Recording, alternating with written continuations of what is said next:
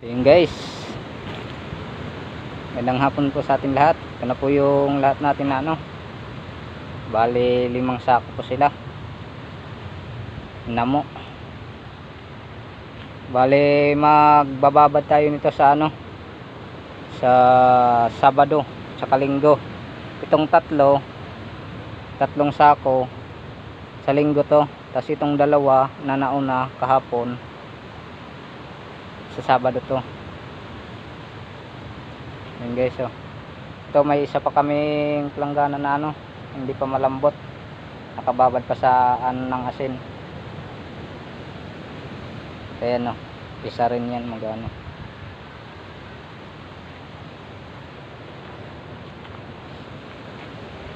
binababad lang yan guys sa sa asin, tapos hahalo-haloin, antayin mo lang na lumambot.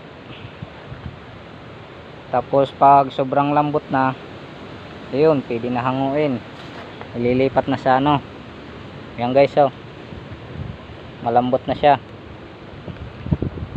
Ayan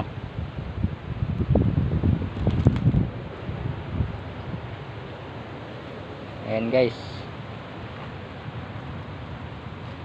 bali 3 araw sila dito naka-stack dito sa kubo, para maiwasan natin ang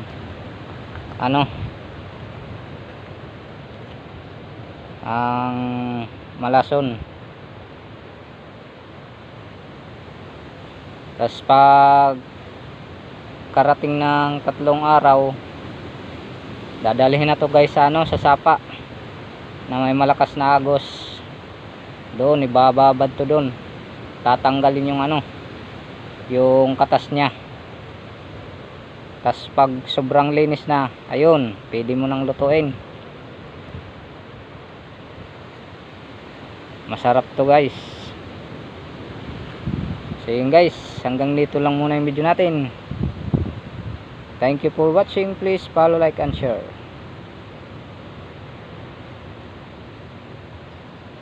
Babalikan natin to guys sa Sabado, tapos Linggo. Bukas day off muna tayo.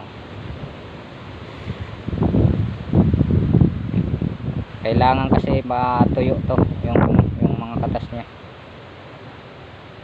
So yun guys, hanggang dito lang video natin. Bye bye.